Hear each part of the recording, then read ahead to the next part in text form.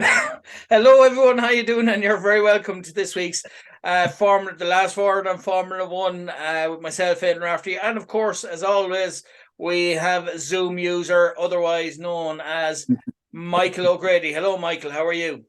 I not too bad. I'm gonna have to change the name, am I, on the thing? No, Or I just do that for a bit of a laugh. Say Zoom user. I see myself walking through Roscommon someday, and someone will say, "That's Zoom user." Can I have your autograph? But I know and the locals will think of something else, but anyway, we won't argue. and the show is kindly sponsored by Best Drive here in Roscommon Town. And don't forget the 50-50 draw on Rosfm. There was a draw there last week. And of course, it's so easy to enter. You can buy one envelope for €2 or three for a fiver. And now there is an online option. So why not go online there? And it explains everything on the Rosfm website, rosfm.ie. So, yes, so plenty to cover today, Michael, and I suppose it's been a few weeks due to different things that have come up, but we'll be looking back on the Canadian Grand Prix, and what were your thoughts on that? Well, it was a nice change of pace, to be honest with you, Canadian Grand Prix. For anyone who's watching it, qualifying was literally rain, rain, rain, rain, rain. It was absolutely incredible. It was so much fun. It really was, because you know the second that anything like that happens, the rain comes down, chaos is about to ensue. A And bit it like did. Ireland. I mean, yeah, sorry? A bit like Ireland. A bit like Ireland is 3 weeks of exactly. hot weather, and then you get a thunder and lightning storm. Actually, that happened to me going to Enniscorthy this week, but I won't. I digress. The boys at Wexford. Absolutely, a totally different altogether. It was monsoon season up there. It was summer down here. I don't know what was going on, but it was literally like monsoon season in Canada. It was so bad that, like, Joe Granu goes out in the car and the car is dead, and they get him going again, and it was just absolutely crazy. There was a red flag for the problematic Alpha in that one, and all three qualifying sessions, really, I suppose to a certain extent, it was all sort of Alonso versus Verstappen, but there was hitting and there was missing, and there was sort of people getting very close to walls on a certain situations. One thing I didn't like is of course I normally watch it on channel 4. Now I know we all have our favorites and everything like that. We do, but like, Lewis Hamilton did a very, very good job. He came in fourth, and George Russell came fifth. But the only thing I didn't like about Channel 4 was they said a majestic lap by Lewis Hamilton. And then sort of his teammate, George Russell, comes up right behind him and practically on top of him with the same lap time, practically. And it was kind of, and George is next. It's a pity, but sure, look, that's the way it is, I suppose. We all have our favorites, and I'm sure Channel 4 do just like everyone else. But at the end of qualifying, the rain was actually getting worse and worse and worse. And the whole session was black flagged with 7 minutes to go. No one was going to improve anyhow. But the big, big, big change here was that, Nico Hulkenberg actually went into second place behind Max Verstappen and ahead of Fernando Alonso, which was, absolutely incredible, totally out of place, but absolutely incredible. Now, Would you he attribute that to probably the wouldn't rain, be. maybe the heavy rain that probably Probably, knocked yeah. everything to helter skelter because and would have not quite what would have been normal on a normal day is to say if the weather was grand, it would be the same old business, but because of the Oh, heavy rain and things absolutely. like that, Yeah, he maybe was. different things that weren't expected to actually happen, which probably led to the now. That's not casting any aspersions on the lad as to why he finished second. Fair play to him, or why he was Fair second. But play. you know what I mean. There's obviously a reason behind Oh, that. well, there is, because he was the last one that got a good lap in just as the rain came even harder than ever. And he got into second. Fair play to him now. I mean, he did a very good job to get up there. Okay, albeit the fact it's not going to really worry Fernando Alonso, Lewis Hamilton, and George that he's in front of him, other than the fact he'd probably slowed him down trying to catch Max Verstappen. But other than that, it was still a good sort of go for him. The only problem was the next day before the race, he got a 3-place grid penalty for speeding under the red flag. So Naughty the boy. race was basically red flag. Qualifying was basically red flagged. They just said, that's enough, lads. Weather's getting too bad. And then Hulkenberg went across the line. So theoretically, it's a bit of a grey point. We're back into grey points again. But theoretically, yes, he was technically speeding as he was finishing his lap. But I would have said that was a bit of a cheeky thing to give him a penalty for. You know, I mean, That's it's just not as if he nitpicking, really, started isn't off it? the lap. Yeah, it's not as if he started off the lap and it was red flagged and went, oh, well, I don't care. I'm going for it anyway. You know, it wasn't like that. So I did think that was a bit rough. And of course, Carlos Sainz got a bit of a penalty too, because they said he was impeding Gasly on the qualifying session. Now, watching that, that was a little unfair as well, because I don't think he was impeding him. I think he was just having trouble with the car in the wet. So it was kind of, sort of two people have been given penalties before the race had even started, and hand on heart, should they have got the penalties? I don't think so. So maybe it's the FIA kind of making up for all the years of bad decisions and sort of And put them inconsistent all into calls. one I bad think so. decision. So One bad, all the little one bad inconsistent decisions call. added up to one huge badly decision. But like, I Absolutely. suppose really when you think about it though, when you consider the weather, it was lucky it went ahead at all. Like, I mean, like a last minute decision could have been made. Say, look, this is too dangerous for the drivers, because, like we've said it on here before, when you weather like that, it must be so hard to get traction on the track. Oh, sure, it's even hard if there's a guy in front of you. The flashing red light. Can Yeah. you imagine the day when they didn't have the flashing red light?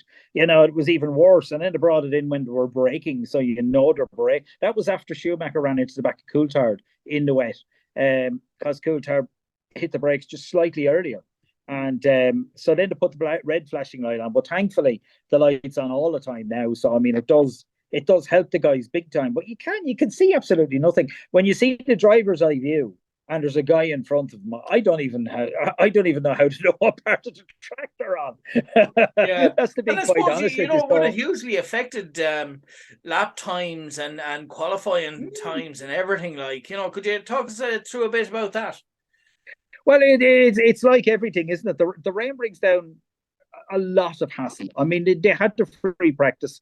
That was absolutely fine. The second you get rain, now you've got to decide what tires to go on. Okay. In this situation, everyone went on to intermediate tires. It was pointless going on to wet, because you got a good time on intermediate tires. Wets were never going to beat it, even if it doesn't matter how wet the track gets. They're never going to beat it. But with the wets, the way I've been looking at the drivers, the way the drivers take it is, you're going around a track that, yeah, you have some idea what's going on, but you're in a different car. It's a different year. You're fighting for different things, and you're trying to find out exactly where that car is supposed to be on the road, and exactly at what point it's not going to be on the road anymore. It's incredibly difficult when you think about it. I mean, we're also used to power steering and anti-slip this, and all that sort of crack in the car righting itself and all that, little bits and pieces.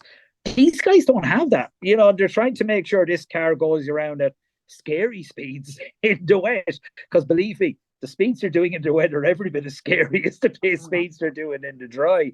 So it was chaos. But what even made it more difficult was, of course, race day, the circuit was dry. Now they had turned wheels and anger in qualifying, proper anger in qualifying, to get the place. I mean, you can go as fast as you like in practice. It's not the same as going in qualifying, and it's not the same as a race. And they're all starting to line up on this track where they've had, very little running on, and now they've dry tires. Now what happens? Where are the dry tires going to be? How fast can we go on the dry tires? And that was actually, funny enough, that was punctuated on the very first lap, because on the start, Hamilton jumped Alonso, who couldn't get the grips with how much grip he had in his tires. He wasn't quite sure.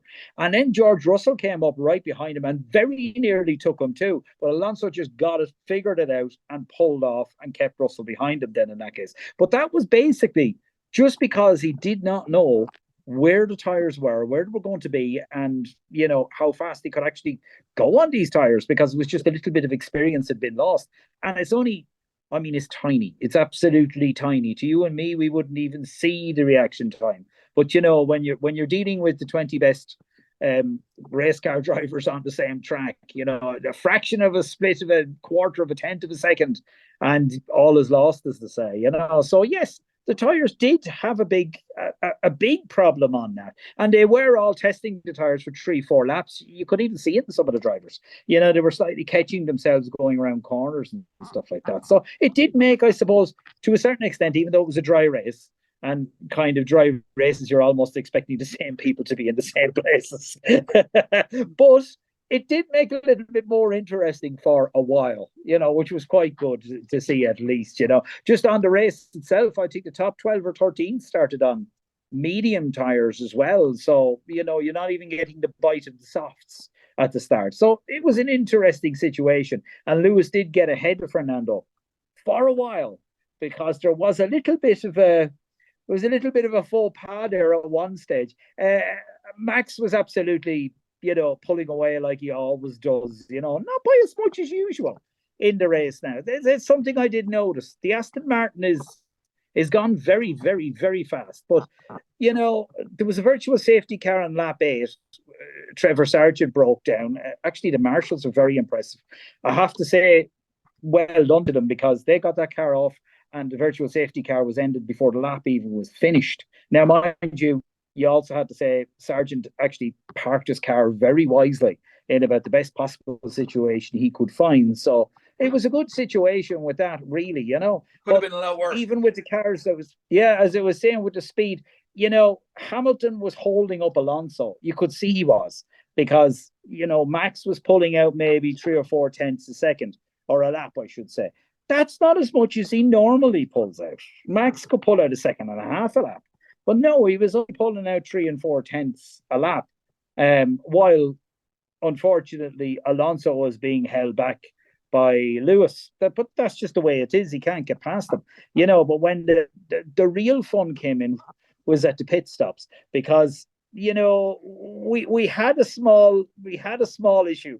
We had a safety car, or a safety car. The guys decided to go on to dive in. This is the time to do it. So what happens is, basically, Hamilton decides he's going to dive in. So that's absolutely fine. Alonso decides he's going to dive in to cover Hamilton. The problem was the two went in at the same time. And when the two went in at the same time, the Aston Martin pit stop was about 2.3 seconds. But the Mercedes pit stop was about 3.3 seconds. So there was a big kerfuffle about the thing that it was an unsafe release by Mercedes that had Hamilton now considering, Alonso's team were nearly a second faster, and Hamilton pulled straight out in front of him. It's like, yourself, it's like parking in the middle of Roscommon when everybody's looking for a parking space. You don't know who's going to come from where. Yeah, I like the way you compare everything to Roscommon, but you're right. Absolutely. Absolutely. It's a bit of a lotto, really. A bit of a lotto. I've seen Paul Egan driving. So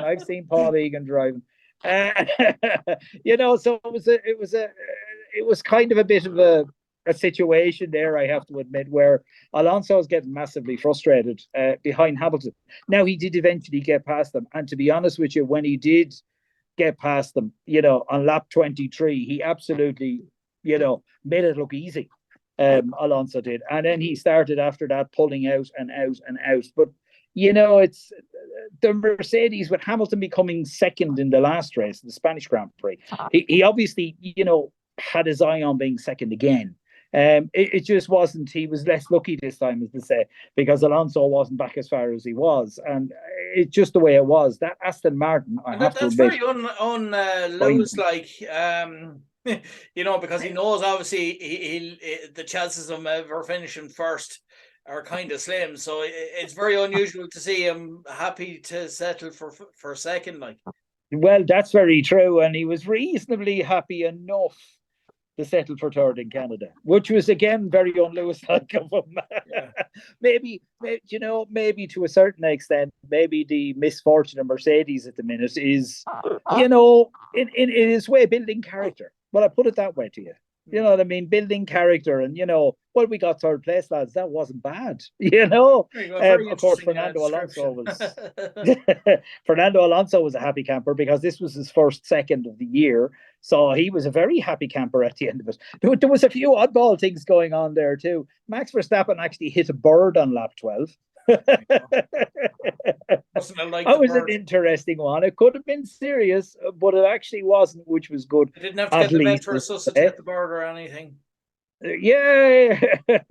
Ferrari now. Ferrari didn't stop for tires when everybody else was. And it was an interesting situation here because I've been kind of scratching my head about Ferrari for a while now, being a Ferrari fan. I have to admit, Aston Martin fan too. I must get my Aston Martin hat on next week. But there's been a bit of an issue with the qualifying and with everything in the rain. And Leclerc was out on a qualifying lap, and they made him stay out a bit longer on the lap in the tire he was on, which meant then he pulled in, didn't put in a good time, and then didn't actually get the better of the time. Whereas if he had have come in, they could have switched the tires and went back out. It's almost as if the drivers no longer trust the team, which is kind of scary. You know what I mean? The engineers are saying things and the drivers are automatically questioning it. The engineer could nearly turn around and say, the sky is blue. Is it really? What? I don't see a blue sky. You know what I mean? It's getting to that stage. So I didn't exactly, it was a bit of an uncomfortable race for Ferrari. Now, they did okay when you think about it. Where did Leclerc start? Charles Leclerc started in 11th. And Sainz started in 8th. So, I mean, they did okay in the race. And I think not changing the intermediate tires did it for them because they jumped so many cars. Leclerc went all the way up to 4th and Sainz 5th. And they jumped so many cars and they managed to stay there because, of course, as the race went on, everybody needed a second pit stop. But Ferrari only stopped once. So then they jumped up to 4th and 5th. As a matter of fact, when they went in for the pit stops, Leclerc was so far ahead of Sainz that he actually pulled in, pitted, pulled back out, still ahead of him. So he did a fantastic job, Charles Leclerc. Yeah. But when you feel, I suppose it's like everything, isn't it? It's like any sport you go into. When you feel the team is not behind you or the team is making mistakes, it doesn't really work well. It doesn't make things good. You know what I mean? Perhaps they could have done better. That's when you have to make changes. Well, it's easier to make changes in hurling and football than it is in the middle of a Formula One race. But well, that is the problem. And maybe this is where these rumors are coming out of about, is Lewis Hamilton going to Red Bull? Is Lewis Hamilton going to Ferrari? I don't know. I can't tell you. I know he's not going to Aston Martin anyway, that's for sure. But he hasn't actually signed his new contract with Mercedes yet. There you go. Yourself and Paul Egan might be able to nab him for the Formula One wheelie bin racing next year. Oh, no. Now there's a certain type of driver for that now, I have to admit. We may not be interested in that situation. You need a kind of a guy might be good enough for that, Yeah. Well, it's very true. You need a guy who's rugged and, can drive a car through a brick wall and stuff like that, Like yourself and Paul Egan.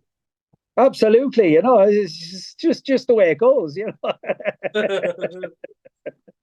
But it was another thing I did find funny was the unsafe release with Hamilton was announced. And they didn't do anything about it. It was just announced and nothing else happened. And I just found it very coincidental that on lap 23, when Alonso took the place and overtook Hamilton, literally quarter of a lap later, it was announced that there would be no further investigation. It just seemed very strange for me the way things are being brought out on today, I have to admit. I really did, there was a great situation. I'm sure most people saw it where Kevin Magnussen and Freeze were fighting hard against each other. Really, they were really going at it. Hammer and tongs, and the two of them actually went off into a runoff area on the track. Now, in one way you have to say absolutely brilliant, lads. You're fighting hard and, everything's okay. But at the same time, I'm amazed they didn't go into each other. So I suppose to finish off, so what were the top three then? The finishing. The top three basically stayed as it was. Max Verstappen first, Alonso second, Hamilton third, and Leclerc got the fourth. George Russell did hit his car, lost an aerodynamic part, and the brakes were overheating, so they wisely called him off the track earlier on. So that was quite good at least. And man of the track to me, or race to me, there's actually two. Leclerc, because he went from like 11th to 4th in nice terms, working forwards. Everyone ignored him, and yet he was there. And the other one I have to say is Alex Albon. He brought home a Williams in 7th place. He did a very good job in Canada. Fair enough, but that's great. That's